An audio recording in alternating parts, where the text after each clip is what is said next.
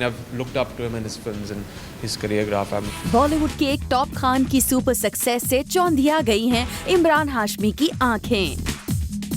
I've looked up to him in his films and his career graph. I've just about begun. Salman Khan के career graph के आगे इमरान हाशमी ने take दिए हैं घुटने। इमरान हाशमी ने लगता है मान ली है अपनी हार। It's a tough comparison.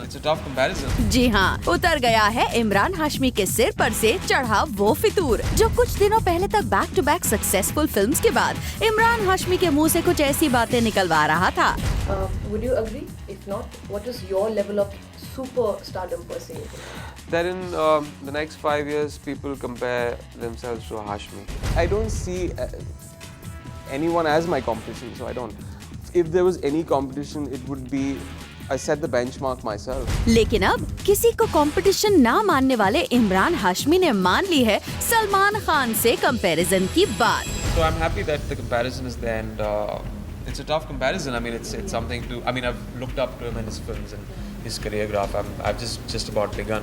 Well, बड़ी खबर ये नहीं है कि सलमान से कंपैरिजन के इक्वेशन में इमरान आखिरकार एक बिगनर साबित हो गए हैं, बल्कि बड़ी खबर तो ये है कि कैसे टूट गया है इमरान हाशमी का भरम, क्योंकि शायद ही इंडस्ट्री का कोई बड़ा जानकार इस बात से इनकार करेगा कि बॉलीवुड के टॉप 3 खान ही दरअसल बॉलीवुड का रूल कर रहे हैं। They are the 88-90 बैच है, so you can't help them. You can't, उनको कुछ और आता ही नहीं हिट देने के अलावा।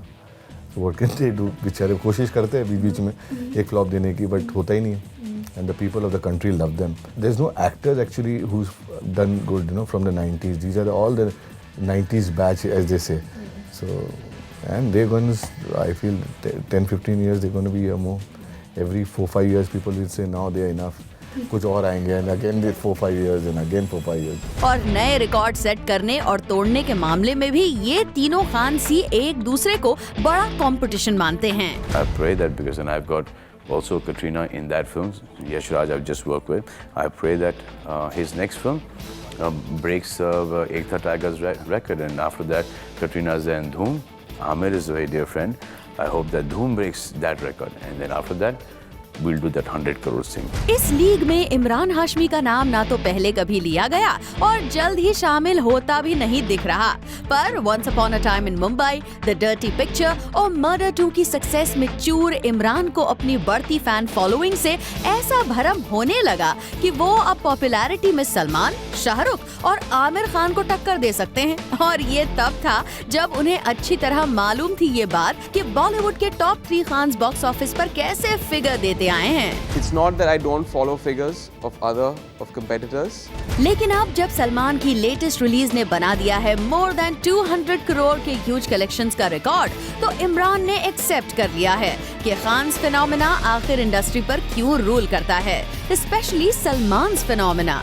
It is quite a phenomena because when you have a film that was released recently of his and has touched such a huge box office number on the opening day, that truly states time and again, and not this time, every time in his film release, that he is a huge draw for the public, for the audience, masses and classes alike. Well, अब जब इमरान को बात अच्छी तरह समझ आ ही गई है, then we hope अब सिर्फ 1-2 फिल्म्स की सक्सेस से इमरान हाशमी नहीं करेंगे टॉप 3 खान्स की बराबरी करने की भूल। It's a tough comparison. Bureau report, Zoom, Mumbai। Hi, this is Supreet. Follow Zoom TV on Twitter and get Bollywood news and happenings 24/7. Just visit www.twitter.com/ZoomTV.